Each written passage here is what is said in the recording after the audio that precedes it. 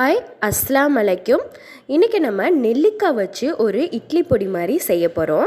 அதுக்கு நான் இன்றைக்கி 1/4 கிலோ நெல்லிக்காய் எடுத்திருக்கேன். நல்லா பெரிய நெல்லிக்காய் தான் வச்சு எடுத்திருக்கேன். பெரிய நெல்லிக்காய் உடம்புக்கு ரொம்பவே நல்லது. இப்போது சாப்பிட்டிங்கன்னா உங்களுக்கு ஒன்றுமே செய்யாது. ஏன்னா சம்மர் டைமில் நமக்கு நெல்லிக்காய் ஒன்றும் செய்யாது. இதே நீங்கள் வின்டரில் சாப்பிட்டிங்கன்னா உங்களுக்கு கண்டிப்பாக சளி பிடிக்கும். ஸோ இந்த டைமில் நீங்கள் ஆம்லா ஒரு நாளைக்கு ஒன்றாச்சும் அட்லீஸ்ட் எடுத்துக்க மாதிரி வச்சுக்கோங்க. இப்போ இதை நல்லா வாஷ் பண்ணிவிட்டு நம்ம கிரேட் பண்ணி வச்சிடலாம் துருவி. அப்புறம் ஒரு கடாயில் 1/4 கிலோ அளவு உளுந்து எடுத்திருக்கேன். அந்த உளுந்தை ஃபஸ்ட்டு ட்ரை ரோஸ்ட் பண்ணி வச்சுக்கலாம். இப்போது நம்ம எல்லாமே நல்லா ட்ரை இன்க்ரீடியன்ஸாக வறுத்து தான் அரைக்க போகிறோம். ஸோ 1/4 கிலோ உளுந்தை ஃபஸ்ட்டு நல்லா வறுத்துக்கோங்க பொறுமையாக. நம்ம இட்லி பொடிக்கு எப்படி நம்ம இதே மாதிரி தான் ஒன்று வறுத்து தான் அரைப்போம். அதே மெத்தடில் தான் இப்போ இதையும் செய்ய போகிறோம்.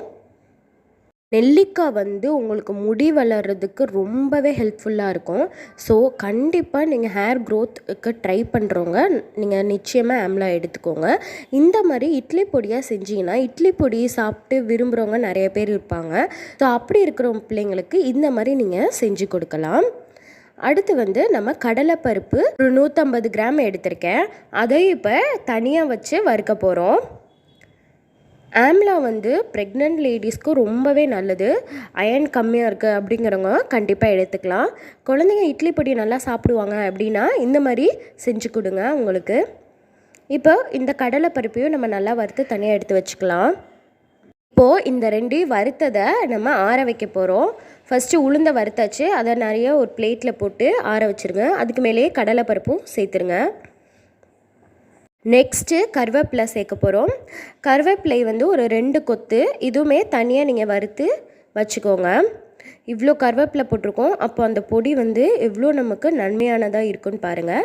நான் அது கூட 6 பல் பூண்டு, 10 காஞ்ச மிளகா சேர்த்துருக்கேன். அதுவும் கூட ஒரு சிட்டிகை அளவு பெருங்காயம் தூள் சேர்த்துருக்கேன்.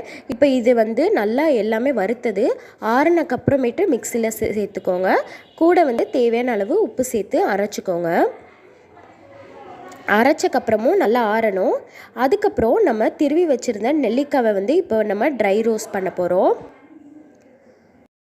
அதோட ஈரப்பதம் போடுறதுக்காக தான் நம்ம வறுக்கிறோமே. அதுவும் இல்லாமல் வாசமாக இருக்கும். இப்போ இதுவும் ஆறுனதுக்கப்புறம் நம்ம அரைச்சி வச்சுருந்த உளுந்து கடலைப்பருப்போடு சேர்த்து அரைக்க போகிறோம். ரெண்டையுமே ஒன்றா சேர்த்து அரைச்சிடக்கூடாது. நம்ம அந்த உளுந்து இதெல்லாம் தனியாக அரைச்சிட்டு அதுக்கப்புறம் இது தனியாக தான் அரைக்கணும் இதோட சேர்த்து. பார்த்திங்களா, நான் ஃபஸ்ட்டு அந்த பருப்பு வகையெல்லாம் அரைச்சி எடுத்துக்கிட்டேன். அதுக்கப்புறமேட்டு இந்த நெல்லிக்காவை அரைச்சி எடுத்துக்கோங்க. அவ்வளோதான், நம்மளோட சுவையான நெல்லிக்காய் இட்லி பொடி ரெடி ஆகிடுச்சு.